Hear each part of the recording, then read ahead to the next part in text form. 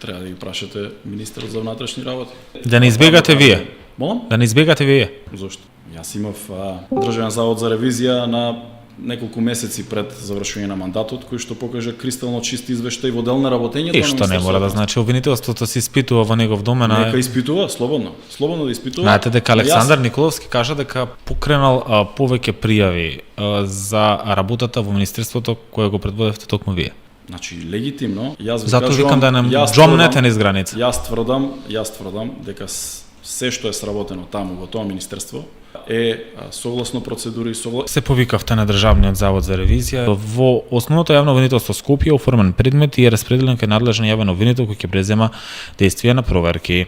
Министерот за транспорт и врски Александар Николовски обелоден дека според извештајот на ревизорите Македонија ќе гради најскапата пруга на светот, која треба да ја сруши крива паланка и да заврши во тунел без излез. Значи, прилогов на колегиве е правен врз основа на ДЗР и врз основа на изјавата Александар Николовски. Не се пронаоѓате? Не. Најскапава пруга што треба да заврши значи, во тунел без излез? Значи вака,